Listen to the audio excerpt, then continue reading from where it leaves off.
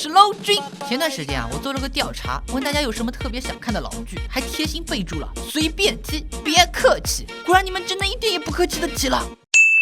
这两个加起来都快200集了，你们怎么不让我去做一男王和再见阿郎啊？但是作为一个首先拥有不拖更的影视类博主啊，既然大家诚心诚意的想看，那么今天我就要讲一下金粉世家。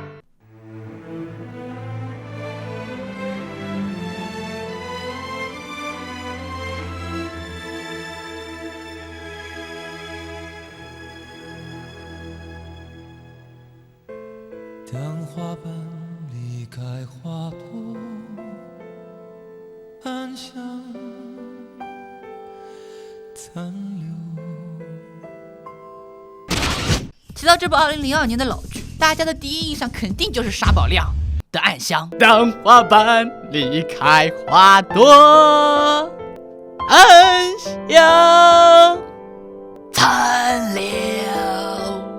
除了暗香，还让我们印象深刻的莫过于陈坤饰演的男主金燕西，各种花式追求董洁饰演的女主冷清秋的桥段，间隔不足5米的微信，学校课堂面对面的痴汉，买房子到隔壁近距离的骚扰。打开方式好像有点不对，我们重来一次。魏清秋在雨中帅气奔跑，在太阳花天浪漫告白，在学校摆下夸张横幅 I love you。想当初啊，我中午连觉都不睡，就为了看剧学习这些把妹技，学习这些民国的人文风情。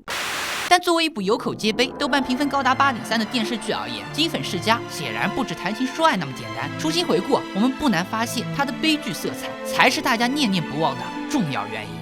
这出悲剧的大背景是一代豪门金家的起落。一开始，金家辉煌，金燕西的父亲是位高权重的一国总理，因为父亲的权势，金家的几个儿子无一不是游手好闲、骄奢淫逸、花钱如流水。金燕西的大哥在外面包养了个姨太，哪怕妻子怀孕也不管。金燕西的三哥也在外面包养了个花旦，整天 gay 里 gay 气。就连金燕西的父亲也是道貌岸然，四处留情。一大把年纪，不仅娶了个20多的三姨太，还在外面养了个私生子，而且这个私生子最后还成了金燕西追求冷清秋的情敌啊！真是令段誉都窒息的操作。在这样的氛围熏陶下，金燕西也成了个纨绔，整天不是咖啡馆就是歌舞厅，真是一件没有。女朋友倒是交了一大把，其中有一个还是同样位高权重副总理的妹妹白秀珠。白秀珠和金燕西门当户对，若是结婚，还能稳固两家的政治地位，双赢美滋滋。然而白秀珠她傲娇，每次金家给白家打电话，白秀珠总是迅雷不及穿鞋之势去接。可真当见到金燕西时，她立马就把头一扭，开始吵架。就连得知金燕西要结婚的消息，她也是